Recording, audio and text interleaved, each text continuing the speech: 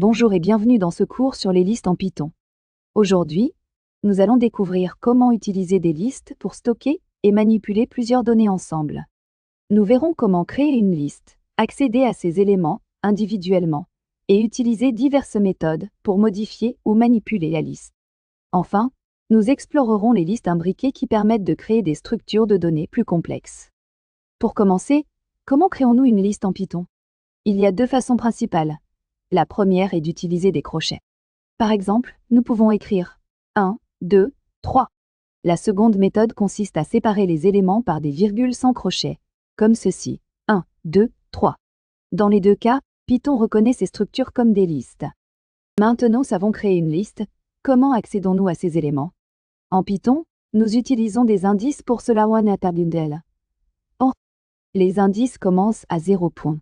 Par exemple, si nous avons la liste 1, 2, 3, l'élément 1 est à l'index 0, 2 est à l'index 1 et 3 est à l'index 2.1. Nous pouvons également utiliser des indices négatifs pour accéder aux éléments en partant de la fin de la liste. Pour manipuler nos listes, Python offre plusieurs méthodes utiles. La méthode append ajoute un élément à la fin de la liste. Par exemple, si nous avons une liste 1, 2, 3 et que nous faisons append 4, notre liste devient 1, 2, 3, 4. La méthode insert permet d'insérer un élément à un certain index. Si nous avons la liste 1, 2, 3 et que nous faisons insert 1, 5, notre liste devient 1, 5, 2, 3.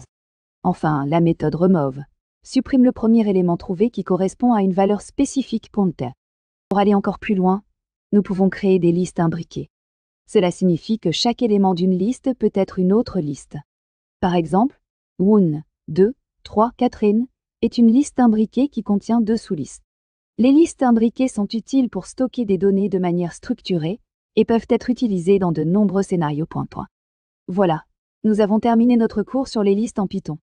Vous avez appris à créer des listes, accéder à leurs éléments et utiliser diverses méthodes pour manipuler ces listes.